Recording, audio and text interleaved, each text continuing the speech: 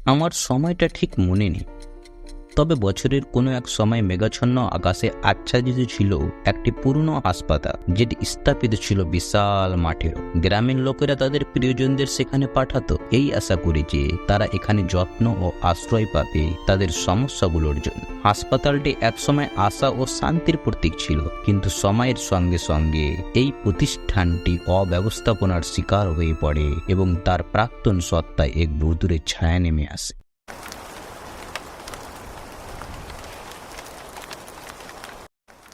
সে সময় চলছিল বর্ষাকাল, আর বর্ষার আকাশে ছিল ঘন মেঘাচ্ছন্ন। আর দিনের শেষ হতে না হতেই তখনই ঘটল সেই ঘটনা যেটা আমার জীবনকে চিরতরে বদলে দেয়। হাসপাতালে গ্যাস লিকেজের জন্য একটি অগ্নিকাণ্ডের দুর্ঘটনা ঘটে এবং মুহূর্তের মধ্যেই এটি পুরো বিল্ডিংকে গ্রাস করে ফেলে। রোগীদের চিৎকার হাসপাতালের দেওয়ালে প্রতিধ্বনি হতে লাগলো। তখন আগুন তাদের আশ্রয়কে এক ভয়াবহ দুঃস্বপ্নে পরিণত করল। বাতাসে ধোঁয়া ও হতাশার আবরণ দেখা দিল। গ্রামের মানুষরা তাদের রক্ষা করার জন্য অনেক চেষ্টা করলেও সেই রাতে আগুন বহু জীবনকে ধ্বংস করে দেয়। তো কেমন আছে সাহসী দর্শক বৃন্দগণ? আশা করছি তোমরা সবাই ভালো আছো।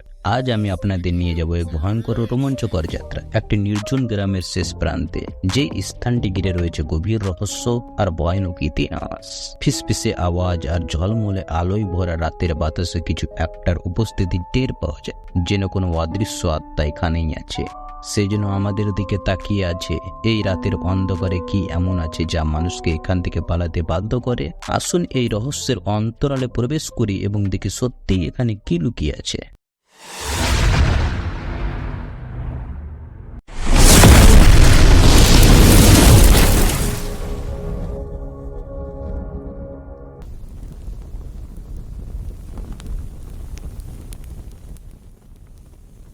অগ্নিকাণ্ডের সেই দুর্ঘটনার পর থেকে গ্রামের মানুষজন এই অভিশপ্ত মাঠ থেকে দূরে থাকতেন এবং বিশ্বাস করত যে এটি তাদের মৃত আত্মাদের দ্বারা ভুতুড়ে। তারা ফিসফিস করে বলতো যে শান্ত রাতে এখনো রোগীদের কণ্ঠস্বর শুনতে পাওয়া যায়। আমি নিজেই এটি অনুভব করতে চেয়েছিলাম, তাদের চাপা পড়ে থাকা ইতিহাসকে সামনে আনে। আমি শান্তু, একজন ফ্রিল্যান্স ফটোগ্রাফার। রহস্যের টানে হারিয়ে যাওয়া গল্পের খোঁজে দূর দূরান্ত ছুটে বেড়ানোই আমার পছন্দ। শহর থেকে অনেক দূরে পুরনো এক লোককাহিনীর খোঁজে চলতে চলতে এসে পৌঁছেছি সেই অভিশপ্ত মাঠে, যেখানে বহু বছর ধরে কেউ আসেনি। এবং আমার কাঁধে ঝোলানো ক্যামেরার ব্যাগটা বেশ ভারী মনে হচ্ছিল। ভেবেছিলাম সবকিছু ঠিকঠাক গুছিয়েছি, কিন্তু এই মাঠে পা রাখার পরেই বুঝলাম সত্যি বলতে গেলে কোনো প্রস্তুতিই যথেষ্ট ছিল না। সূর্য তখন দিগন্তের নিচে হারিয়ে যাচ্ছিল, আর আকাশ যেন ঘন কালো মেঘে ঢাকা। আমার প্রতিটা পদক্ষেপে গা ছমছমে অনুভূতি বাড়ছিল।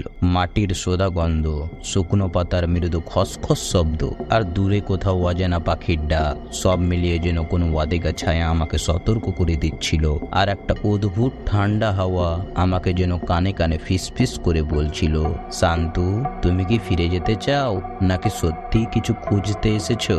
পথটা ক্রমশ অচেনা হয়ে উঠেছিল। গাছগুলো যেন ভয়ে মাথা নিচু করেছিল, যেন চারপাশে কোথাও একটা শক্তি ছিল যা আমাকে ডেকে নিয়ে যাচ্ছিল অন্ধকারের গভীরে। আমার মনে হচ্ছিল যেন আমি এই মাঠে একা নই, আর সামনে যে সত্য বা বিভাসীকে অপেক্ষা করছে তার থেকে পালানোর কোনো উপায় নেই। যখন আমি মাঠে পা রাখলাম, এক অদ্ভুত শিহরণ বায়ু আমার শরীরের ভেতর দিয়ে প্রবাহিত হলো, যেন বাতাসটি জীবন্ত স্মৃতির গন্ধে পরিপূর্ণ। চারপাশের গাছপালা যেন জেগে উঠেছে, তাদের শুকনো পাতা মৃদু সুরে ফিসফিস করছে। আমি ক্যামেরাটি হাতে নিয়ে প্রস্তুত হলাম, আর এটি যেন আমার একমাত্র সঙ্গী ও সাহসের প্রতীক। আমি ধীরে ধীরে মাঠের মধ্যে অগ্রসর হচ্ছিলাম এবং প্রতিটি পদক্ষেপে আমার মনে হচ্ছিল যেন একটি অদৃশ্য চোখ আমাকে লক্ষ্য করছে। বাতাসে একটি বিষাদময় গন্ধ ছিল যা দীর্ঘ সময়ের চাপা পড়া কান্নার প্রতিধ্বনি বহন করছিল। দূরে সেই পুরনো হাসপাতালের ধ্বংসাবশেষের ছায়া, যার দেওয়ালগুলো যেন শূন্য চোখে আমার দিকে তাকিয়েছিল। আমি অনুভব করছিলাম এখানে কিছু একটা আছে, একটি গল্প, একটি অতীত যা এখনো বেঁচে রয়েছে। প্রতিটি স্রোতের সাথে মনে হচ্ছিল সেই মৃত আত্মাগুলো যেন আমাকে ডাকছে। অশুভ নিঃশ্বাসের মতো বাতাসে ভেসে আসছিল তাদের উপস্থিতি, অগ্নিদগ্ধ স্নেহের স্মৃতি, অশ্রুজ জল, চোখের করুণ চিত্র, আর শেষ মুহূর্তের কান্না যা হৃদয়ে গভীর দাগ কাটে। আমি ক্যামেরা দিয়ে শ্যুট করতে লাগলাম, যেন তাদের কাহিনীকে বন্দি করতে পারি, সেই ভয়াবহ অভিজ্ঞতাগুলিকে চিত্রায়িত করতে। আজ রাতের এই তীব্রতার মধ্যে আমি সত্যি শুনতে চেয়েছিলাম তাদের গল্প, একটি ইতিহাস যা অন্ধকারের মধ্যে আবদ্ধ, কিন্তু এই মাঠের শিরশিরে বাতাসে প্রতিটি শব্দ যেন অক্ষরে অক্ষরে লেখা। তাদের কষ্ট, তাদের স্নেহ, সবকিছু যেন এই নিঃসঙ্গ মাঠে জীবন্ত হয়ে উঠেছে। আমি জানি আমি শুধু তাদের কাহিনী শুনছি না, বরং আমি তাদের প্রতিধ্বনি অনুভব করছি, যা এই মাঠের হৃদয়ে গেঁথে রয়েছে। মাঠের গভীরে প্রবেশ করার সাথে সাথে এক অদ্ভুত শীতলতা যেন আমার চারপাশে একটি অদৃশ্য হাতের মতো জড়িয়ে ধর। বাতাসে ফিসফিস শব্দগুলো আরো জোরালো হতে শুরু করলো, যেন সেগুলি বেদনা ও যন্ত্রণার করুণ গানে রূপান্তরিত হচ্ছে। প্রতিটি শব্দে যেন গভীর হতাশার প্রতিধ্বনি, যা আমার হৃদয়ে একটি অসহ্য চাপ সৃষ্টি করেছিল। আমি বুঝতে পারলাম আমি এমন একটি স্মৃতির মধ্যে দাঁড়িয়ে আছি যা অনেক বছর আগে বুকে চাপা পড়ে আছে আর সোনা পাওয়ার জন্য আকুল হয়েছিল। এই মাঠের মাটিতে গেঁথে থাকা নিঃশব্দ গল্পগুলি অদৃশ্য আত্মাদের উপস্থিতি যেন আমাকে তাদের যন্ত্রণার স্রোতে টেনে নিয়ে যাচ্ছিল। আমি একদিকে তাদের কষ্ট অনুভব করছিলাম, অন্যদিকে জানতাম এখন আমার কর্তব্য তাদের গল্পগুলো শোনানো, যাতে তারা চিরকাল বেঁচে থাকে। আমি মাঠের পাশ দিয়ে হাঁটছিলাম, তখন হঠাৎ চোখে পড়ল একটি ছোট্ট মেয়ে, খুবই সাধারণ পোশাকে, তবে তার মুখে ছিল এমন একটা অতি প্রাকৃত বিষাদ। সে ঘাসের মধ্যে দাঁড়িয়েছিল একদম নিঃশব্দে, বড় বড় চোখ দুটি কেমন যেন আশ্রয় খুঁজছে। চোখে চোখ পড়তেই মনে হলো তার ভেতরকার কষ্ট যেন আমার ভেতরে প্রবেশ করলো। আমি তাকে চিনি না, কিন্তু আমার মনে হলো এই মেয়েটির সাথে যেন আমার আগের কোনো সম্পর্ক ছিল। তার শূন্য দৃষ্টিতে লুকিয়ে থাকা কোনো গভীর বেদনা যেন আমার মনটাকে ভারী করে তুলল। আমি কয়েক পা এগিয়ে গেলাম, চেষ্টা করলাম তার কাছে পৌঁছাতে, তবে এক মুহূর্তের মধ্যে সে বাষ্পের মতো মিলিয়ে গেল, যেন সে সেখানে ছিলই না। আমি ছায়াগুলিকে ধীরে ধীরে ফিসফিস করে বললাম, আমি এখানেই আছি, আমি তোমাদের গল্প শুনব। আমার কথা শেষ হতে না হতেই অন্ধকার দিকে ছায়াগুলি আবির্ভূত হতে লাগলো। প্রত্যেকটি যেন তার নিজের গল্প নিয়ে এসেছে। প্রথমে আমি দেখলাম একটি মা, যার কোলে একটি পূর্ণ খেলনা, তার দু চোখে গভীর বেদনা। তারপর দেখলাম একজন যুবক, যার চোখ মুক্তির আকাঙ্ক্ষা খুঁজছে, যেন সে কোনো একদিন এই দেওয়ালগুলোর বাইরে গিয়ে আকাশ ছুঁতে চেয়েছিল। আর একটি ছায়া, সেই ছোট্ট মেয়ে, যার চোখে ছিল এক ধরনের প্রশ্নময় চাহনি, যেন তার জীবনের কোনো অপূর্ণতার গল্প লুকিয়ে আছে। প্রত্যেকটি মুখ যেন নীরবে তাদের গল্প বলছে। এরা শুধু আত্মা নয়, এরা ছিল মানুষ। তাদের জীবনে প্রেম ছিল, আশা ছিল। আমি মৃদু গলায় বললাম, তোমরা একা নও, আমি তোমাদের গল্পগুলিকে নিয়ে যাব, যেন তোমরা কখনো ভুলে না যাওয়া স্মৃতির অংশ হয়ে থাকো। এটা শুনেই আত্মাগুলো আস্তে আস্তে শান্ত হয়ে গেল, একে একে কুয়াশায় মিলিয়ে গেল। পরিবেশে নেমে এলো গভীর এক নীরবতা। ঠিক তখনই আমি ফিরে যাওয়ার জন্য ঘুরছিলাম, হঠাৎ পিছন থেকে ভেসে এলো একটি কোমল কণ্ঠস্বর। সে সাবধান করলো যে আর কখনো ফিরে আসবেন না।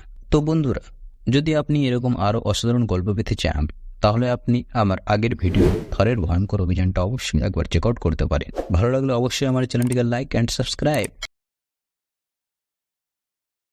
তারপর মাঠের কিনারে হঠাৎ চোখে পড়ল কিছু অস্বাভাবিক। মাটির মধ্যে অর্ধেক চাপা পড়ে থাকা একটি পুড়ে যাওয়া ছোট লকেট। কৌতূহলে তা তুলে আনলাম। ভেতরে সেই ছোট্ট মেয়েটির ছবি, কিন্তু যখন ছবিটি উল্টালাম আমি হতবাক হয়ে গেলাম। তার নিচে আরেকটি ছবি, যেটা ছিল আমার। আমি মাটির মধ্যে দাঁড়িয়ে থাকলাম, আর যেন কোনো অদৃশ্য চোখ আমাকে দূর থেকে দেখছিল। আতঙ্ক আমাকে আচ্ছন্ন করে ফেলল। এটা কিভাবে সম্ভব? আমি তো কখনো এখানে আসিনি। মনে হতে লাগলো যেন কোনো অজানা এক স্মৃতি আমার মনে ঘুরপাক খাচ্ছে। ঠিক তখনই এক শীতল সত্য আমার ওপর আছড়ে পড়ল। আমি যে আত্মাগুলিকে দেখেছিলাম, তারা কেবল অতীতের প্রতিধ্বনি নয়, তারা ছিল এক সতর্ক সংকেত, যেন লকেটের সঙ্গে জড়িয়ে থাকা আমারই এক পুরনো গল্প, যা আমি কখনো জানতাম না। ভয়গ্রস্ত মন নিয়ে আমি বুঝতে পারলাম এখান থেকে পালানো আমার পক্ষে সম্ভব নয়। এই মাঠের রহস্য উন্মোচন করতেই হবে, কেননা এই আত্মাদের ক্ষেত্র আমার কেবল এক ভুতুড়ে স্থান নয়, এটি আমার নিজের গল্পেরই একটি গোপন অধ্যায় ছিল। একটি ভারী হৃদয়ে প্রভাতের আলো ফুটতেই আমি সেই স্থান ছেড়ে বেরিয়ে পড়লাম।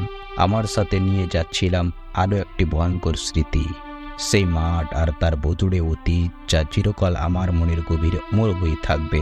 তারপর বাস ধরে বাসার জন্য রওনা দিলাম, কিন্তু যাত্রাটা যেন এখানেই শেষ হওয়ার জন্য ছিল না। মনে হচ্ছিল এই জটিল সংযোগের কোনো এক রহস্য না ভেদ করলে আমি শান্তি পাবো না। ঠিক তখনই বাসায় না গিয়ে প্রথমে বাস থামিয়ে আমি গ্রামে ফিরে এলাম এবং সত্যটি প্রকাশ করলাম। তবে বুঝতে পারলাম আমি যা অভিজ্ঞতা করেছি তা শেয়ার করা কতটা জরুরি। তাই আমি একটি সমাবেশের আয়োজন করলাম, যেখানে আমি হাসপাতালের মধ্যে মারা যাওয়া জীবনগুলির গল্প বললাম। ভয়কে সহানুভূতির ভাষায় রূপান্তরিত করে আমি গ্রামের মানুষদের স্মরণ করতে আহ্বান জানালাম। কয়েক মাস পর তারা সেখানে একটি স্মৃতি স্তম্ভ স্থাপন করলো, যাতে নিশ্চিন্ত হয় যে ভুলে যাওয়া আত্মাদের কণ্ঠ কখনো বিলীন হবে না। আত্মাদের মাঠ এক ভুতুড়ে স্থান থেকে আশার ও নিরাময়ের প্রতীক হয়ে উঠল, আর তখন অতীতের ফিসফিসগুলি স্থায়িত্বের প্রমাণ হিসাবে কাজ করলো।